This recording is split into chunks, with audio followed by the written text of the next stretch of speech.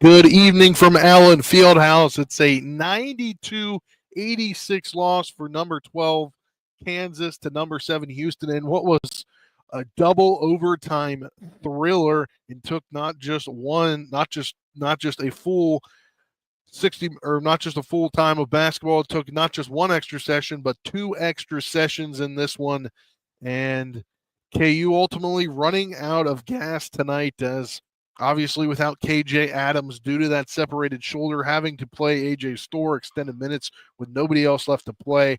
And he kind of hurt them down the stretch of this game. But when you have to look at this game, you have to start by looking at the kind of a tale of two halves. KU was up comfortably 7 points at the end of the first half, 38-31, and they came out and they didn't look like themselves. There was a point where it was I believe a 9-0 scoring run for Houston at one point, and finally KU got back to things as Houston went 8 straight missed free throws from the charity stripe, which obviously got KU back in the game when they were able to make some things happen. Leading scorer tonight for KU, Flory Badunga. He went 7 of 10 with a few great dunks tonight. His dunks sparked, I think, some of the momentum that KU was able to take back in the second half before ultimately losing that momentum.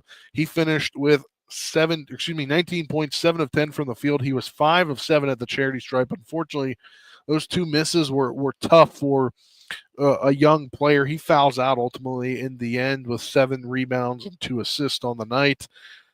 Then you got Hunter Dickinson. He had 17 points, 6 of 11 from the field, 5 of 5 at the charity stripe, 8 rebounds, 2 assists, and 3 fouls on the night in 45 minutes of action.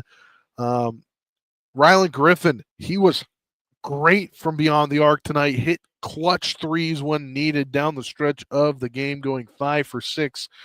Unfortunately, just wasn't enough. That 6-1 would have helped them as they took a lead going down the stretch of this ball game here with 1:30 to go. Badunga had a dunk, 74-73. That was the score. And then Rylan Griffin hit that clutch three to make it 77-73 with under 52 seconds to go. Unfortunately, KU just gave it over at bad times tonight. Then Rylan Griffin was at 2 for 2 at the charity stripe with 28 seconds left. It was 79-73. Harris, though, DeJuan Harris, 0 for 2 at the charity stripe with 79-73, and a clutch 3 by Emmanuel Sharp, making it 79-76. And then another 3, and then unfortunately that was heading into the end of the one overtime session. And then it was 79-79 at the end of the first overtime. They went to the second overtime, and that's where KU ultimately ran out of gas tonight. It's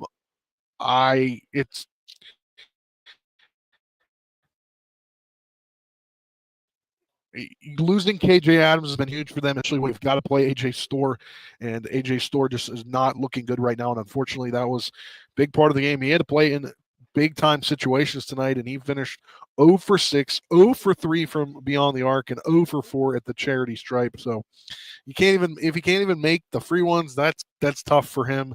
And unfortunately, kind of just went overboard. It was Rylan Griffin went 0 for 2 with the charity stripe with 4:42 remaining in overtime, and then a foul KU committed, gave a free throw to Houston. Sharp hit another 3. That made it 83-79. Mayo hit a clutch 2 to get KU within 2, 3:12 to go. But then Uzan, he hit a 3-pointer with 2:55 to go that made it 86-81. Mayo got it within 2 and made it hit the and 1 to make it 86-84. Robertson another 2 to make it 86 or 88-84. And then unfortunately it kind of went downhill from there. KU would only score 2 more points and would give up 4 more points, and they fall in this one. So they were outscored 35-28 in the second half. Both scored 13 in the first extra session and outscored 13-7 in the second extra session.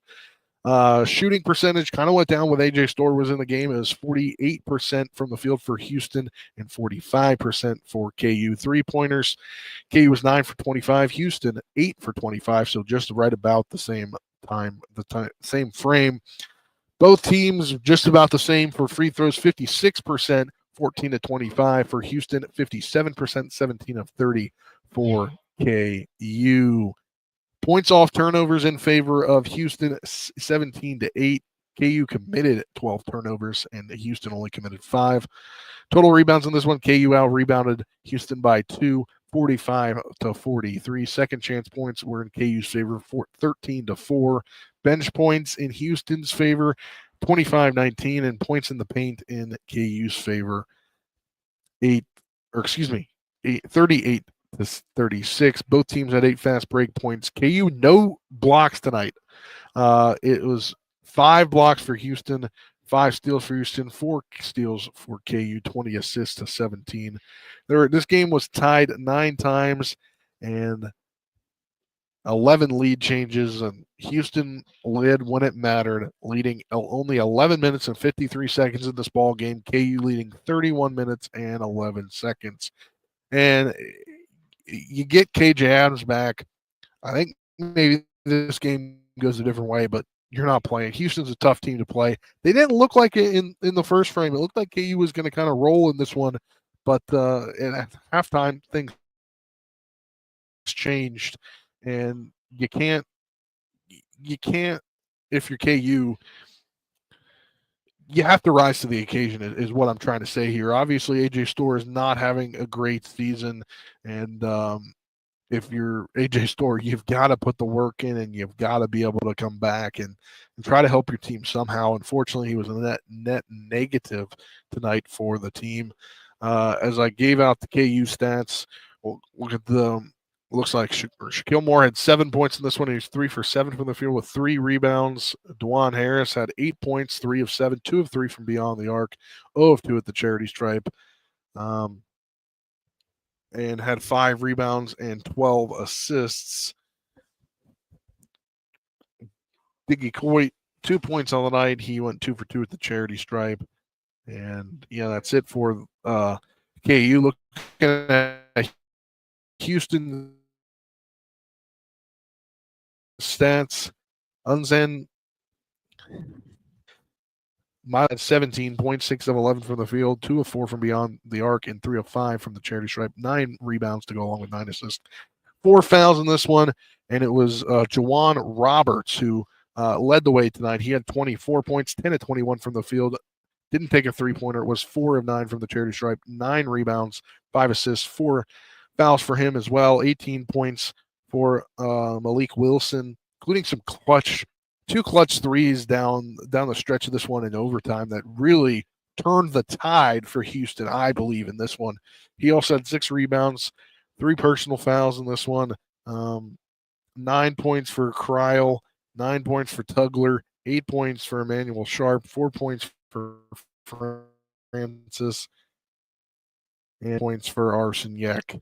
And again, KU is going to have to take these losses and put them behind them quick. They've got a game on Tuesday here. They host UCF this Tuesday. That's a 7 p.m. contest. But, I mean, you knew it was going to be a tough one.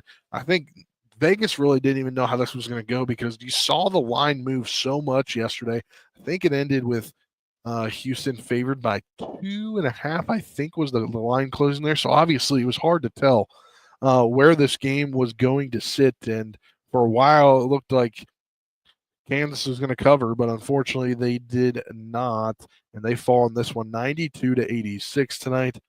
As I mentioned, they will take on UCF Tuesday at 7 p.m., and UCF comes into this one. Let me pull up some standings here to be completely accurate. UCF is 4-4 right now and 13-6 overall. They have won a game. They're coming off of a win. That game set for Tuesday. KU loses in this one 92-86. kind of a double overtime thriller, but it kind of just looked like it lacked at the end. In my personal opinion, I think KU down the very end of the game didn't come to play because unfortunately you had to play AJ Storr, not ready to play in a game like this. I don't think AJ Storr was, but you had to. You got nobody else. You can't play. You're not going to play a walk on in that scenario either. Play a guy that is accurate. You loses 92-6 the final from Allen Fieldhouse. Wishing you a rest of your good night. I am Spencer DuPuis. We will talk to you on Monday. 580 Sports Talk will recap this one. We will recap K-State's big win over West Virginia. You got out to usually the beginning of that game. And I guess we're up at the AFC Championship game for another instant reaction here on 580 Sports Talk on YouTube, as well as WIBW News on Facebook. Have a great rest of your night, everyone.